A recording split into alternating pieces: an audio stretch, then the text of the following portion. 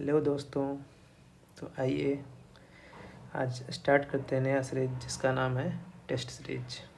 आइए डेली हम लोग कुछ क्वेश्चन प्रैक्टिस करते हैं और आप लोग को हेल्प करते हैं नीट एग्ज़ाम में सक्सेस होने का रास्ता।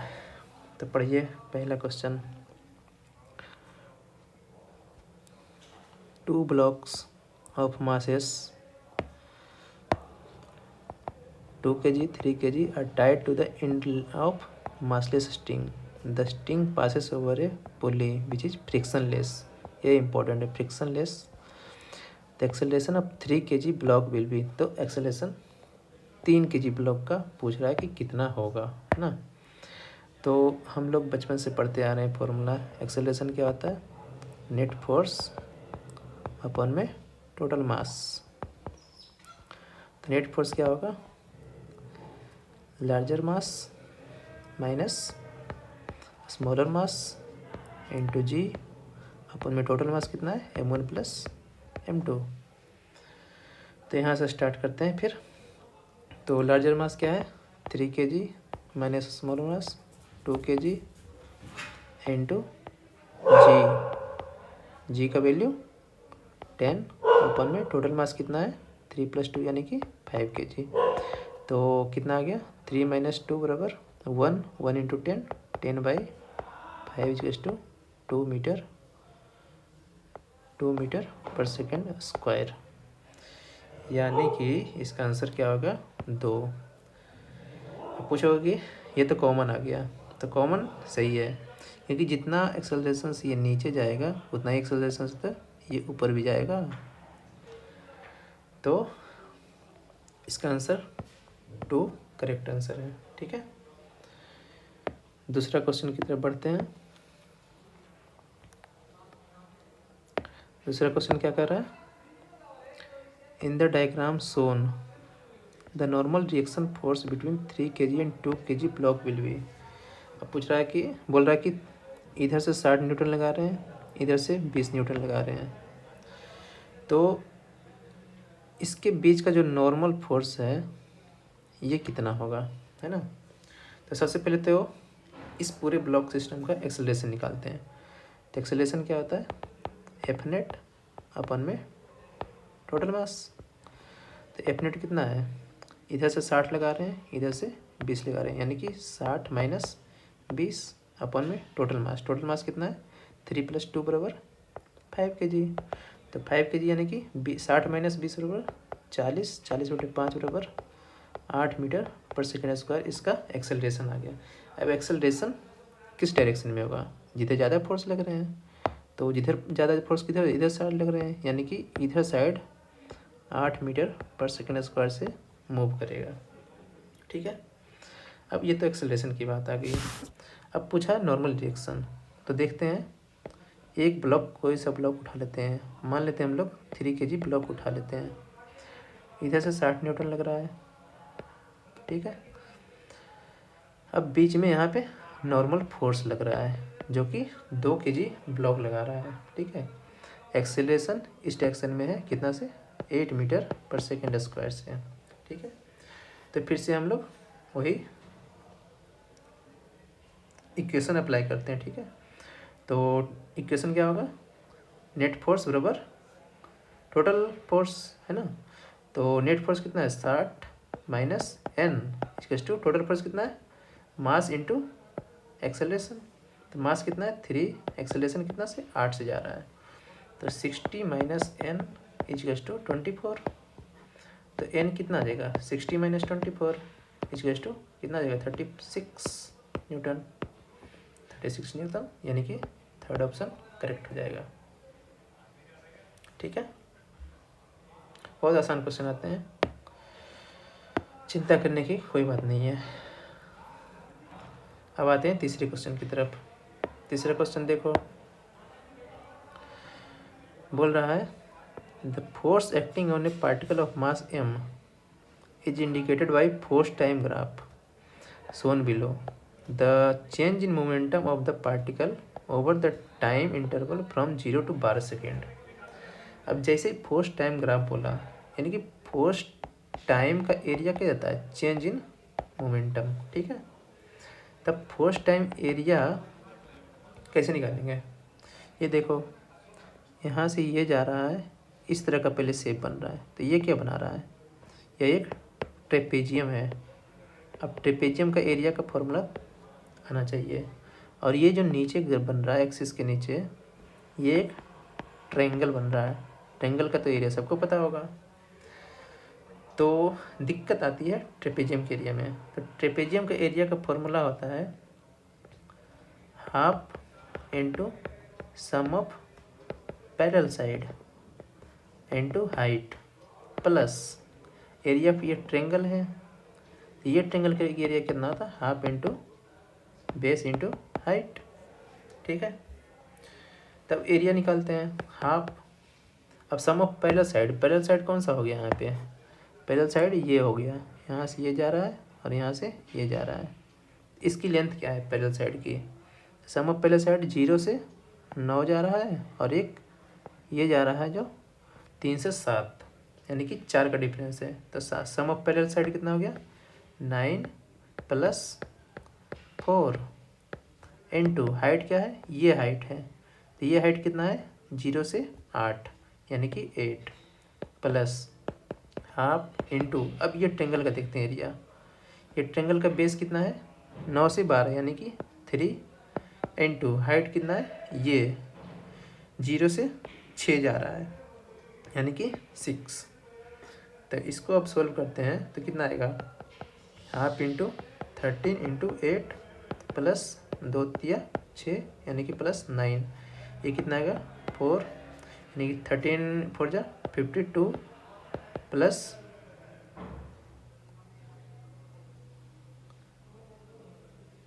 सॉरी अच्छा हाँ, यहाँ पे माइनस में है ना, निगेटिव एक्सिस पे, तो यहाँ पे माइनस होगा, तो 52 - 9 = 43 न्यूटन सेकेंड। ये यूनिट याद रखना, और ये एक्सिस का ध्यान रखना थोड़ा सा, यहाँ पे मेरे से गलती हो गई थी, ठीक है। तो इसका आंसर 43 न्यूटन पर सेकेंड, जो कि आंसर नंबर ऑप्शन नंबर 4 है, ठीक है। ये हो गया तीसरा क्वेश्चन। अब बढ़ते हैं चौथे क्वेश्चन की तरफ। अब चौथा क्वेश्चन देखते हैं क्या कहता है। चौथा क्वेश्चन कर रहा है, ये point mass m is moved in A vertical circle of radius r। अब वर्टिकल सर्कल कैसा होता है, कुछ इस तरह से होता है। इसका रेडियस क्या दे रखा है, r दे रखा है, ठीक है। With the help of ideal string है, ठीक है। The velocity of mass is √9 g eight lowest point. अब यहाँ पे जो वेलोसिटी दे रखा है, ये पॉइंट पे यहाँ पे दे रखा है v = √9 g eight lowest point. The tension in the string eight lowest point, तो इसी पॉइंट पे टेंशन वाला है। तो टेंशन किधर क्यों लगेगा, सेंट्रीपिटल की फोर्स की तरफ, ठीक है। इधर टेंशन लगेगा, और नीचे क्या लगेगा, नीचे लगता है mg। अब देखो यहाँ पे इक्वेशन बनाते हैं, यहाँ से इधर आ जाओ, इक्वेशन बनाते हैं तो क्या बनेगा, T - mg = net force. Net force क्या है यहाँ पे, सेंट्रीपिटल फोर्स, यानी कि mv²/r। तो यहाँ पे हमसे टेंशन ही पूछा है, तो T - mg = mv कितना है, √9 gr का होल स्क्वायर 1/r, ठीक है। तो यहाँ पे उसके बाद फिर क्या करना है, अब इसको सोल्व करते हैं। तो T - mg = ये क्या हो जाएगा, 9mg r/r, r से r खत्म, तो T - mg बराबर 9mg। तो नेट टेंशन कितना हो गया, 10 mg। ये आपका करेक्ट आंसर यानी कि ऑप्शन नंबर 3 हो जाएगा, ठीक है। ये हो गया चौथा क्वेश्चन। अब आते हैं पांचवें क्वेश्चन की तरफ। पांचवा क्वेश्चन क्या कर रहा है, a rigid ball of mass m strike the ground surface at 45 degree and gets reflected without loss of energy, without loss of energy नहीं हो रही है, as shown in figure below. अब यहाँ पे देखते हैं, अब सबको इक्वेशन बनाने आना चाहिए। यहाँ पे जो एंगल से चिपका हुआ रहता है ना, वहाँ पे कॉस होता है और बाकी इधर साइन है ना। तब देखते हैं यहाँ पे इनिशियल मोमेंटम का इक्वेशन बनाते हैं। तो मोमेंटम किधर, इधर साइड जा रहा है ना, पहला इधर साइड बॉल फेंका जा रहा है तो मोमेंटम इधर साइड जाएगा, है ना। तो इनिशियल मोमेंटम क्या हो जाएगा, एम वी, यानी कि मोमेंटम का फॉर्मूला क्या होता है, एम इंटू वी। तो यहाँ पे एंगल पे फेंका जा रहा है तो इसमें एक कॉस और साइन का भी फंक्शन आएगा, ठीक है। तो यहाँ पे इनिशियल मोमेंटम क्या होगा, एम वी साइन 45 डिग्री, है ना। ये कौन सा डायरेक्शन में जा रहा है, आई डायरेक्शन में।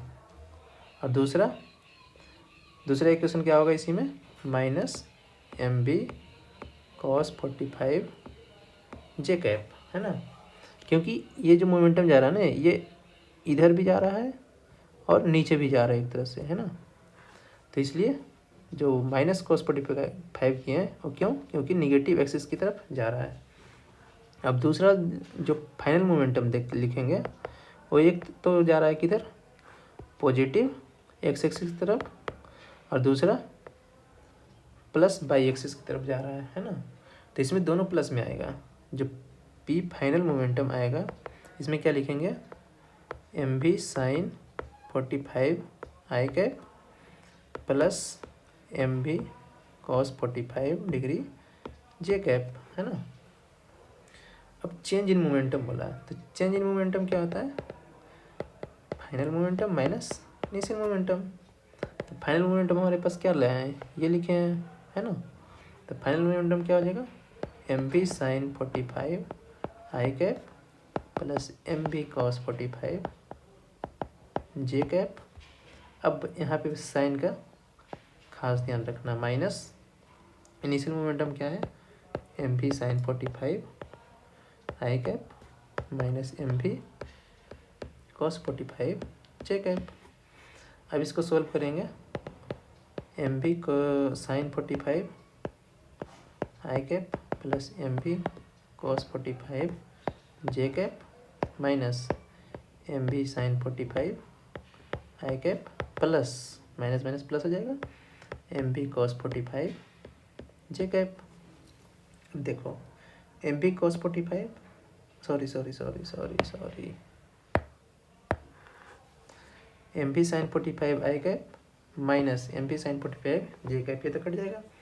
तो बचेगा क्या है यहाँ पे, ये दोनों ऐड हो जाएंगे तो हो जाएगा 2 M V cos 45 J cap.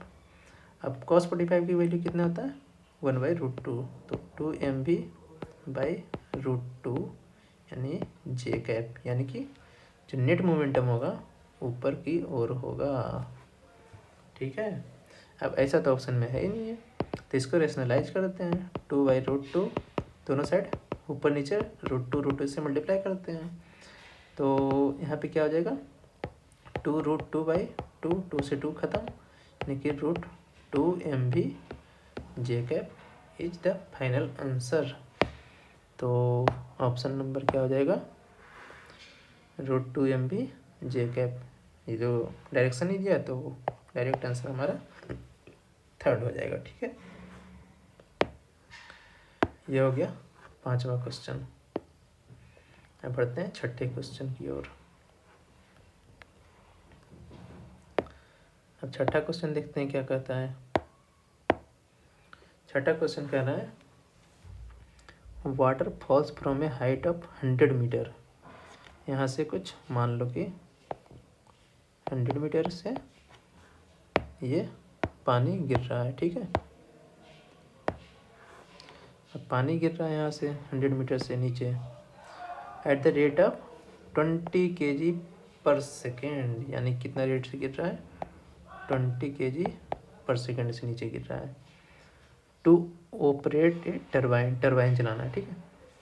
The losses due to frictional force are 20% of the input energy. यहाँ से जो एनर्जी लॉस हो रहा है वो कितना हो रहा है 20%। एक चीज़ का ध्यान रखना है, ठीक है। How much power generated by the turbine, तो पूछ रहा पावर कितना जनरेट होगा। सबसे पहले तो पावर का फॉर्मूला याद आना चाहिए। पावर क्या होता है, rate of change of energy. Energy क्या होता है, मान लो यहाँ से गिर रहा है तो पोटेंशियल एनर्जी चेंज होगा, तो पोटेंशियल एनर्जी अपन में टाइम, है ना। तो एनर्जी क्या होता है mgh अपन में t, है ना। ये तो लिख सकते हैं, ठीक है। तो अब देखो यहाँ पे चेंज क्या हो रहा है, मास अपॉन टाइम, ये चेंज हो रहा है, ये हम लोग को दिया हुआ है, ठीक है। तब यहाँ पे क्या हो जाएगा, m/t कितना दे रखा है 20 इंटू जी कितना होता है 10 और हाइट कितना है 100, ठीक है। तो यहाँ से कितना आ जाएगा 2 इंटू 10 की पावर 1 2 2 4, है ना, 10 की पावर 4। इसको ऐसे लिख सकते हैं 20 किलो वाट। अब इसमें बोला है 20% ऑफ इनपुट एनर्जी लॉस हो रहा है, कहाँ पे, फ्रिक्शन एनर्जी में। तो हमारे पास एनर्जी कितना से गिर रहा है 80% से, तो इसका 80% निकाल देंगे। तो 80% निकालते हैं 20 इंटू 10 की पावर 3 इंटू 80/100, है ना। तो एक से एक जीरो ख़त्म, एक जीरो से एक जीरो ख़त्म, तो 2 गुने 8 16 इंटू 10 की पावर 3 बराबर 16 किलोवाट एनर्जी जनरेट हो रहा है, ठीक है। और बाकी कोई दिक्कत आ रही है तो आप कमेंट बॉक्स में कमेंट कीजिए। और भी कुछ पर्सनल इशू है तो आप टेलीग्राम चैनल ज्वाइन कर सकते हैं, उसका लिंक मैं दे दूँगा। और कहीं कुछ पर्सनली बात करना हो तो इंस्टाग्राम पे भी बात कर सकते हैं, उसका भी लिंक दे दूँगा, कोई दिक्कत नहीं है। और बाकी आप लोग पढ़ाई कीजिए, धन्यवाद।